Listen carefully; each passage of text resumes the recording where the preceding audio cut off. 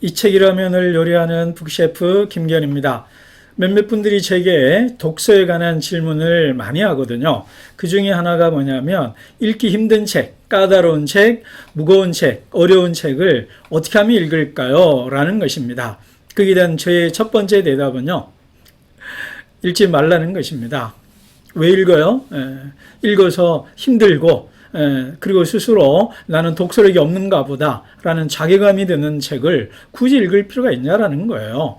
그런 책 읽어서 스스로를 힘들게 할 필요도 없고요. 그리고 그 외로 쉽고 재미있고 알차고 유익한 책들이 많습니다. 그 부피도 얇고요. 그런 좋은 책들 많으니까 굳이 힘들게 자기를 고문하는 것도 아니고요. 그런 책 읽을 필요가 없습니다. 그러니까 과감하게 덮어버리십시오. 이 책과 나는 인연이 없다. 빠이빠이 하고 손 흔들어서 보내주시면 되겠습니다. 두 번째는요. 끝까지 읽어보라는 겁니다. 아니 앞에 말과 다르잖아요. 자, 무슨 말이냐면 여러분 인문학 하는 사람들이 종종 그런 얘기를 합니다. 나도 이런 책 읽어봤어 이런 말을 합니다. 그러면서 그 다음 뭐라고 붙이냐면 뭐라고 말했는지는 모르지만 나는 하여튼 끝까지 다 읽어봤어 그러는 얘기를 여러분 간혹 한번 들어보실 거예요. 그런 책 중에 하나가 마르틴 하이데거의 존재와 시간 같은 책도 있고요. 임마누엘 칸트의 순수성 비판, 실존 이성 비판 이런 책이 있습니다. 이 책들이 다 저도 그런 읽은 책들인데요.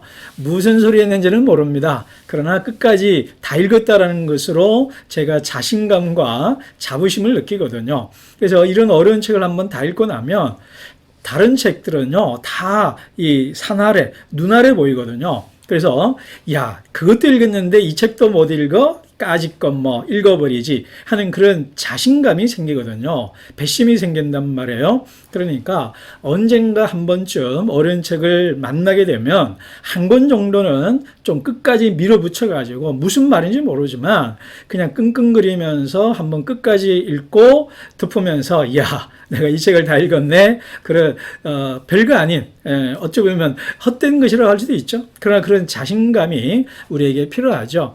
그리고 이것과 관련해서 좀 다른 얘기를 한다면 어쩌면 우리 인생도 그런 것이 아닐까요? 쉽고 작고 가볍고 만만한 것들도 우리 인생에 많이 있지만 그러나 이런 정말 그렇게 어려운 책들처럼 인생에 한 번쯤은 넘어가기 어려운 정말 맞상대하기 싫은 두렵고 회피하고 싶은 어떤 일들이 당하잖아요.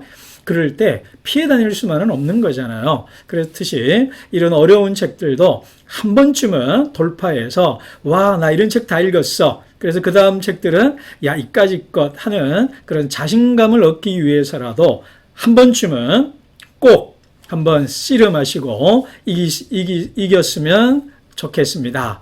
세 번째는요, 좀 지혜가 필요합니다. 무슨 말이냐?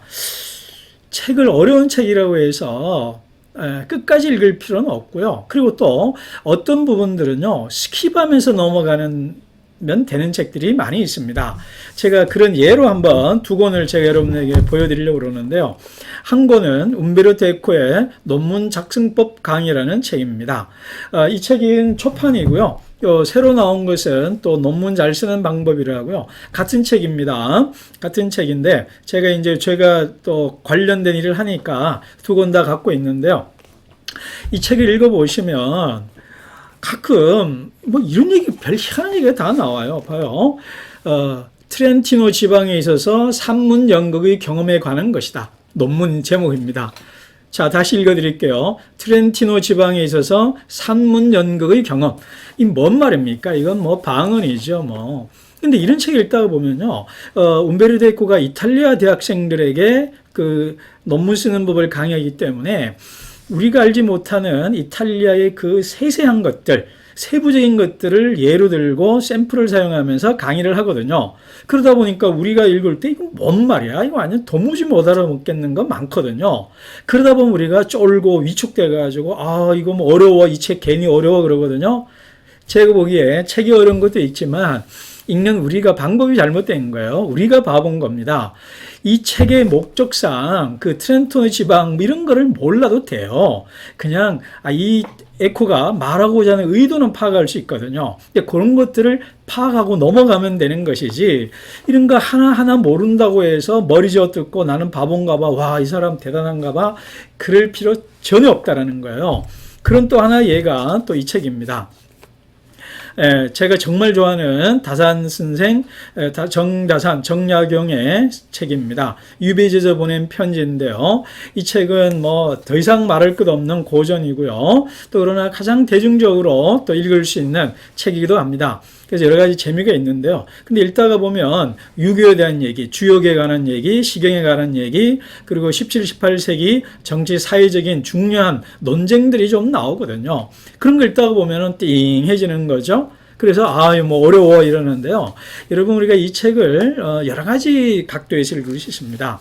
우리 동양 철학이나 일본 쪽에 전공을 하거나 관심 있는 분들이라면 뭐 괜찮지만, 그냥 우리가 교양 차원에서 우리 이 책을 한번 읽어보겠다.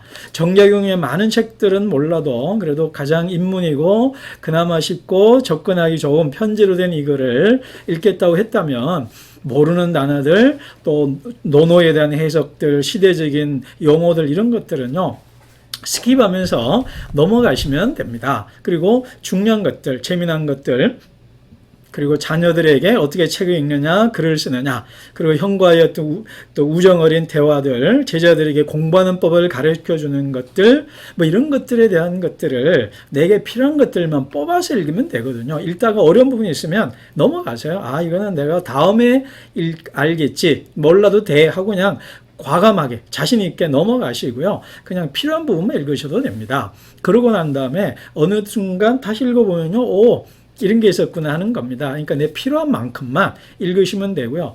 이렇게 한 페이지도 뭐 이렇게 쭉 보시다가 이건 정말 어렵다면 스킵해서 점프하세요. 괜찮습니다. 그것도 좋은 독서법입니다. 왜냐? 읽은 만큼 남기 때문입니다. 자, 그래서 읽기 어려운 책을 어떻게 읽느냐? 첫 번째, 안 읽어도 된다. 뭐하러 읽습니까?